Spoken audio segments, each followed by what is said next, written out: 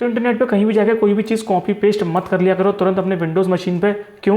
एक चीज़ दिखाता हूँ मैं। यहाँ पे समझो मैं एक वेबसाइट विजिट कर रहा हूँ, यहाँ पे कुछ इंस्ट्रक्शन दे रखा है, जैसे अपने विंडोज़ का CMD ओपन करो एंड यहाँ पे जाके कमांड कॉपी पेस्ट कर दो अपने वाईफाई के पासवर्ड्स रिवील करने के लिए। तो हम ये करते हैं, सिंपली CMD ओपन करता हूँ मैं एंड यहाँ पे सिंपली मैं कमांड को कॉपी कर लेता हूँ एंड यहाँ जाकर पेस्ट करके एंटर कर देता हूँ। बट यहाँ पे हुआ क्या, अगर हम अटैकर की मशीन देखें तो बुम, यहाँ पे विंडोज़ की एक्सेस मिल गई। सिर्फ एक कॉपी पेस्ट से हमें विंडोज़ की एक्सेस मिल गई।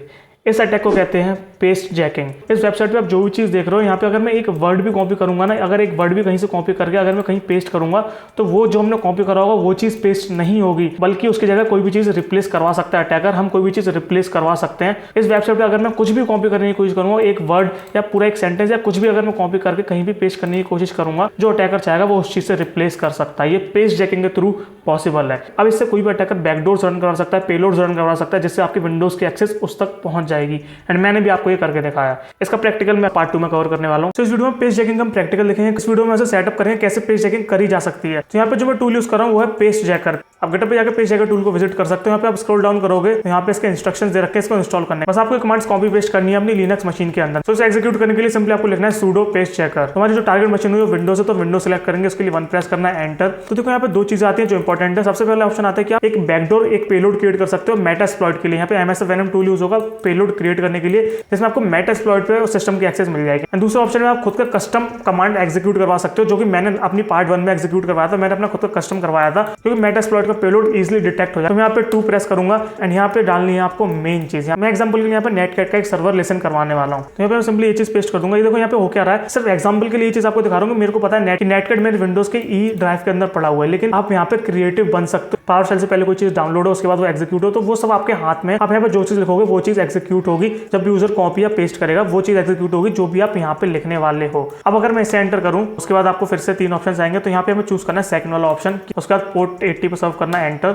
अब यहाँ पे आप जो टेक्स्ट दिखाना चाहो अपने वेब सर्वर का वो दिखा सकते हो। एग्जांपल के लिए मैं यहाँ पे ले लेता हूँ हेलो, डबल एंटर करोगे तो ये चीज पोर्ट 80 पे सर्व होना स्टार्ट हो जाएगी। इस वेब सर्वर को आप चेक कर सकते हो अपने सिस्टम के आईपी के थ्रू। अपने सिस्टम के आईपी चेक करने के लिए ifconfig टाइप करना, वहाँ पे iNet में आपके सिस्टम की आईपी आ जाती है। बस इस आईपी को जाके अपने वेब ब्राउजर में पेस्ट करना है एंड वहाँ पे एक वेब सर्वर क्रिएट हो चुका होगा। अब पेस्ट चेकिंग का पार्ट 3 सबसे इंटरेस्टिंग पार्ट, हमने यहाँ पे वेब सर्वर तो क्रिएट कर लिया। अब कमाल की बात क्या है, जैसे आप इसे कॉपी करोगे एंड अपने विंडोज के टर्मिनल में जाकर पेस्ट करोगे तो वो चीज़ कॉपी नहीं होगी, जो टेक्स्ट होगा वो चीज़ कॉपी नहीं होगी। हमारी काली की मशीन के अंदर हमने 1 लीनियर दिया था, ये रिप्लेस हो जाएगा उस चीज़ से। तो अगर मैं यहाँ पे कोई भी चीज़ कॉपी करता हूँ, अपने विंडोज के टर्मिनल में जाकर वो चीज़ पेस्ट करता हूँ, वो चीज़ कॉपी पेस्ट होगी जो हम करवाना चाहते हैं। अगर मैं इसे एंटर कर दूंगा एंड हमने सर्वर लिसन करा था नेटकैट एंड यहाँ पे उसकी हमें एक्सेस मिल गई। ये मैंने आपको पार्ट 1 में करके दिखाया था कि ये एक्सेस मुझे कैसे मिली थी। ये एक्सेस मुझे इस तरीके से मिली थी। अब देखो मैंने उसमें वेबसाइट कस्टम करके दिखाई थी। यहाँ पे तो बहुत सिंपल लुकिंग वेबसाइट आ रही है, लेकिन वहाँ पे मैंने कस्टम वेबसाइट पे करा था। वहाँ पे मैंने एक वेबसाइट का क्लोन बना लिया था, उसमें ये वाला पेलोड मैंने इंजेक्ट कर दिया था। अगर आपके सोर्स देखोगे तो ये एक स्क्रिप्ट होती है जावास्क्रिप्ट की, ये चीज इंजेक्ट करनी होती है, तो मैंने उसके अंदर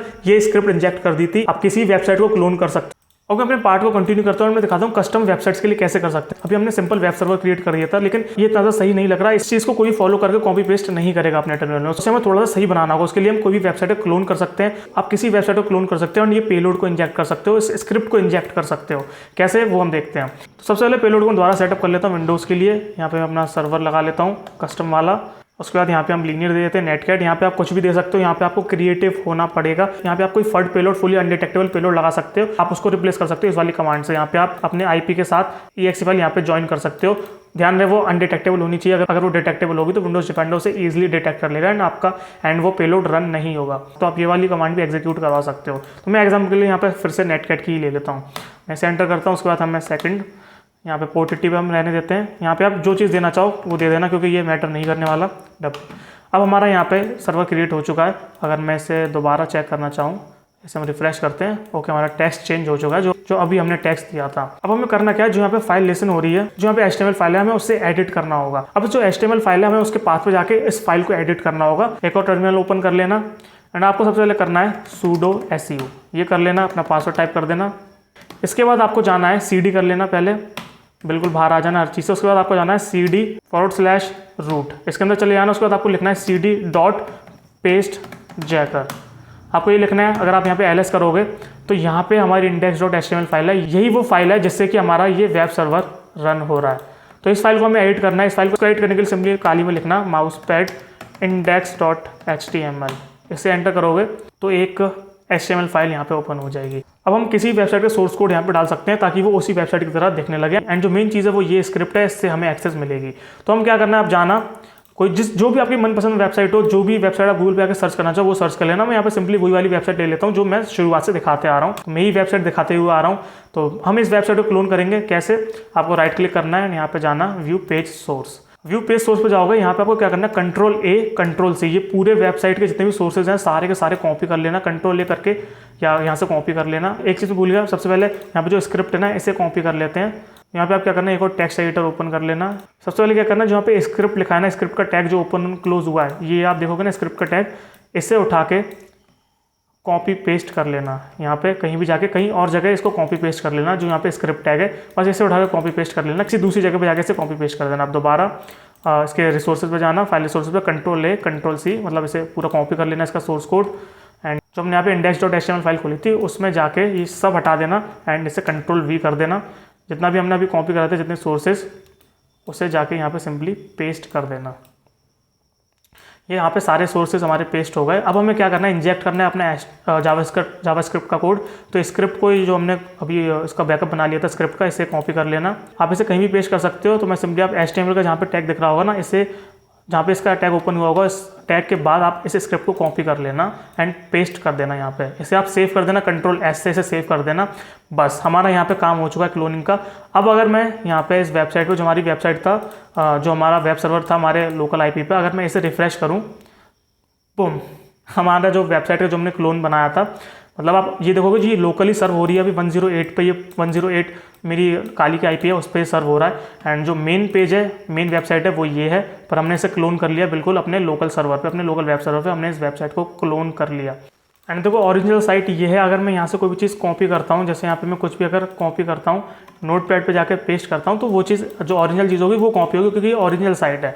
लेकिन इसके अलावा हमारी जो अपनी खुद की कस्टम वेब सर्वर पे हमने होस्ट करी थी, अगर मैं उसमें से कुछ भी जाकर कॉपी करता हूँ, जैसे ये चीज़ कॉपी करता हूँ एंड अगर वो चीज़ मैं नोटपैड में पेस्ट करूँ, तो वो चीज़ पेस्ट होगी जो हमने अपने OneLiner में डाली थी, हमने पेस्ट जाकर OneLiner में डाली थी, वो चीज़ पेस्ट होगी। तो हमारा यहाँ पे वेब सर्वर सही तरीके से वर्क कर रहा है एंड हमने कस्टम वेब सर्वर क्रिएट कर लिया। आप यहाँ से कोई भी वेब सर्वर क्रिएट कर सकते हो। जैसे मैंने यहाँ पे ये वाली वेबसाइट उठाई थी, आप चाहो तो कोई भी दूसरी वेबसाइट उठा सकते हो। बस आपको Ctrl+U करना है, उसके वेब सोर्सेज देखने हैं, उसके बाद अपनी लिनक्स मशीन में जाना एंड यहाँ पे जो भी हमारी index.html खुल रखी थी उसमें जाके ये पेस्ट कर देना।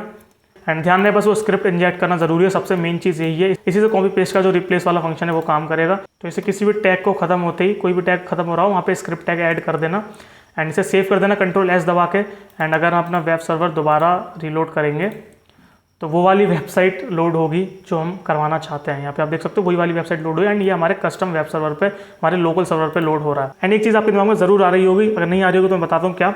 अभी आपने देखा होगा ये लोकली सर्व हो रहा है, अभी ये लोकल IP पे मेरा सर्व हो रहा है .108 पे, जो कि मेरी काली की मशीन की IP है। इसे पब्लिकली हम कैसे ले जा सकते हैं, क्योंकि अगर आप ये चीज़ शेयर करोगे किसी को तो उस पर, उसके सिस्टम पर ये चीज़ वर्क नहीं करेगी। अगर वो आउट ऑफ द इंटरनेट है, अगर आप किसी को भेजोगे तो उस पर वर्क नहीं करेगा। तो आप इसे पोर्ट फॉरवर्डिंग या फिर ngrok के थ्रू कर सकते हो। आप ngrok को अपने सिस्टम में डाउनलोड कर लेना, ngrok को अपने काली में डाउनलोड कर लेना। मैं इसका डाउनलोड वगैरह नहीं बताने वाला, आप इसके लिए और वीडियोस चेकआउट कर सकते हो, आपको काफ़ी सारी वीडियोस मिल जाएंगी। तो आपको बस क्या करना है, पोर्ट 80 पे ngrok का सर्वर ओपन करना है। अगर मैं वो आपको करके भी दिखाऊं तो मेरे पास ngrok पहले से पड़ा हुआ है, मुझे बस ngrok का सर्वर पोर्ट 80 पे ओपन करना है। तो मैं लिख सकता हूँ सिंपली ngrok http 80। अगर मैं सिंपली ये लिख के एंटर करूंगा, पोर्ट 80 पे हमारे ngrok सर्वर ओपन हो जाएगा। एंड जो इसका URL होगा वो ये वाला URL है। अगर मैं ये वाला URL कहीं भी जाकर टाइप करके बस एंटर करूं तो मैं उस पेज को एक्सेस कर पाऊंगा, जो कि हमारा पेज चेकिंग का पेज है। आपको ये वाली लिंक शेयर करनी किसी को भी, वो इसे यूज़ कर पाएगा, वो इसे एक्सेस कर पाएगा। यहाँ से कोई भी चीज़ कॉपी होगी एंड वो अगर अपने टर्मिनल में जाकर पेस्ट करेगा तो वो चीज़ पेस्ट होगी, वो उस चीज़ से रिप्लेस हो जाएगा जो हम करवाना चाहते हैं पेज चेकिंग के थ्रू। तो कोई इस तरीके से आप पब्लिकली भी ले आ सकते हो ngrok को यूज़ करके या पोर्ट फॉरवर्डिंग को यूज़ करके। तो ये पूरा एक कॉन्सेप्ट था एंड आई होप आप इससे समझ गए होंगे कि पेज चेकिंग कैसे वर्क करती है, कैसे प्रैक्टिकल अप्रोचेस के, कैसे क्या क्या चीज़ें वर्क करती हैं।